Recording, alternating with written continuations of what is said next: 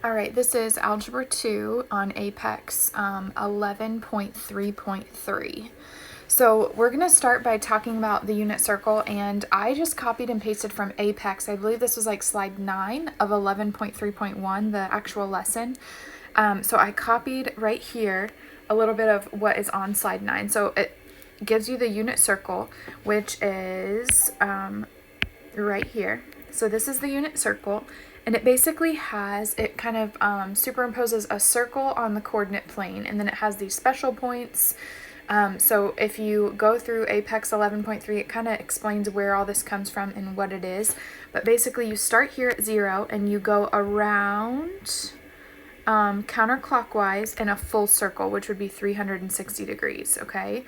And then in radians, we start at 0 and we go, radian measures are all of these numbers in terms of pi. So we go all the way around of our circle. And then a circle, I'm going to write this on here because I don't see that it's there. A circle, a full circle, 360 degrees would be 2 pi radians, okay?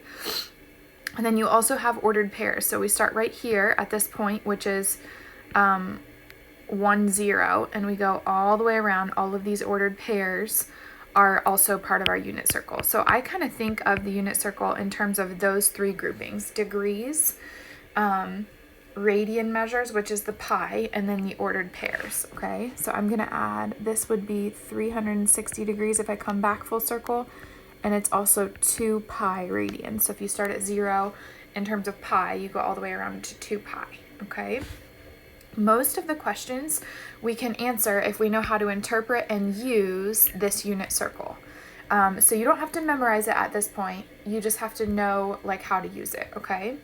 So if we go to the first question, it says on a unit circle, the terminal point of theta is radical 3/2 1/2. So what that means is the ordered pair, somewhere on that unit circle, the ordered pair is radical 3/2 is your x value, and then the y value is 1/2. What is theta?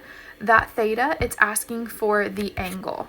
So I'm looking for the angle that gives me that ordered pair. And it can either be in degrees or radians. If you look at your answer choices, all of the answers are in radian measures, okay? So if I look over here, it is right here, radical 3/2 1/2. So that would be this angle measure, pi over 6, or 30 degrees, okay? So I just find the terminal point. There's only one point that's going to be exactly what they're looking for, which is the square root of 3/2 is your x value, the y value is 1/2. And that is for the angle of pi over 6, okay? And you can see that that's your answer right there. So pi over 6 has that ordered pair. Now, for some of the other ones, we need to know that are ordered pairs. So whatever your ordered pair is on the unit circle, the x value represents the cosine of your angle theta, and the y value represents the sine of your angle theta. So whatever theta is, if it's like, again, 30 degrees or 60 degrees or 45 degrees, x is the cosine value. So this is our cosine value. This is the sine value. If you're going to plug that in your calculator, like cosine and sine, it's going to give you the decimal form. We use fractions because of where they come from. So again, if you go through the Apex, the actual lesson for this, it kind of shows you all of these come from special right triangles, okay? Now I'm going to erase those markings because I'm going to move on to my next question and use that unit circle for my next question. All right, so question 2, in a unit circle, theta equals 270 degrees. So we're looking at our 270 degree angle. Now again, I want you to think unit circle starts here, and if I go 270 degrees, that's 90 degrees plus 90 more degrees plus 90 more degrees is right here. This is 270 degrees, okay? So if we go down here, 270 degrees is all of that information, okay? It says identify the terminal point, that means the ordered pair, and the sine of theta. So we just learned from our ordered pair, the sine of theta is the y value of my ordered pair, okay? So let's go down here. The ordered pair is 0, -1. That's all I really need to think about or kind of use for this. So my ordered pair is 0, -1. So this is not correct, and this is not correct. These are both correct, And then the sign is your y value. So our y value right here is -1.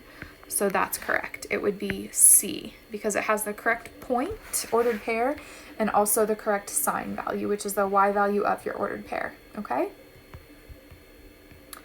Okay. This is just kind of a in-depth explanation of for like a 30-degree angle and how we reflect our 30-degree angle into other quadrants to get other angle measurements. And the only thing that changes in terms of the ordered pairs are negatives and positives, okay? So the x and y values are the same except they're negatives and positives. Okay, the terminal point of theta is 1/2 radical 3/2. What is the cosine of theta?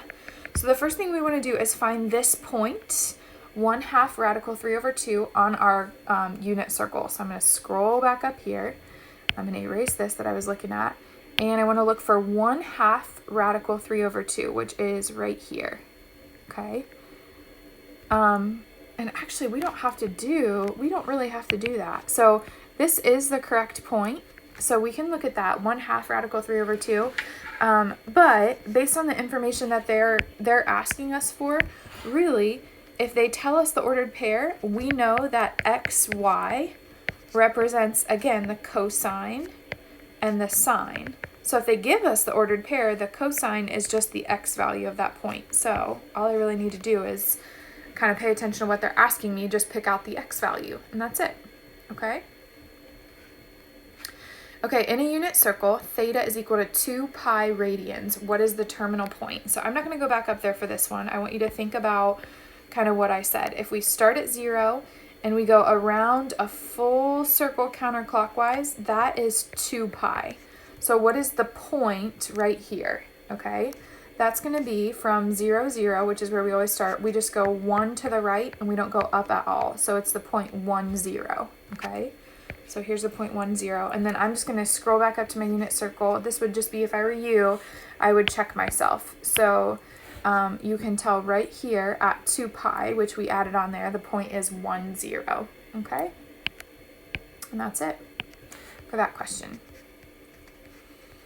All right, next one, question 6. If the terminal point of theta is -1, 0, what is the tangent of theta?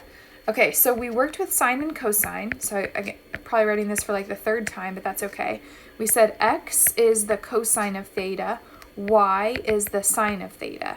And then to find the tangent of theta, technically tangent is defined as the sine of theta divided by the cosine of theta.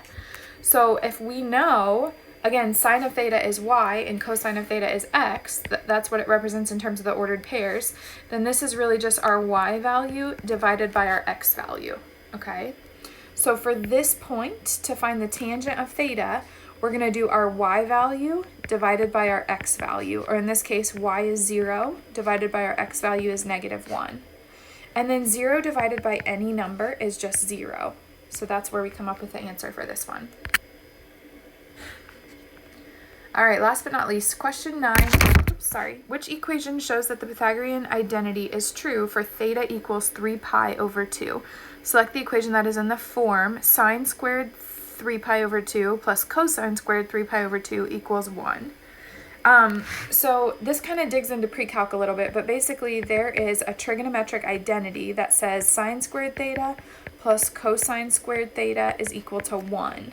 And it's an identity because basically if we plug in values of theta, then for any angle theta, this is going to be a true equation. So we call it an identity, okay?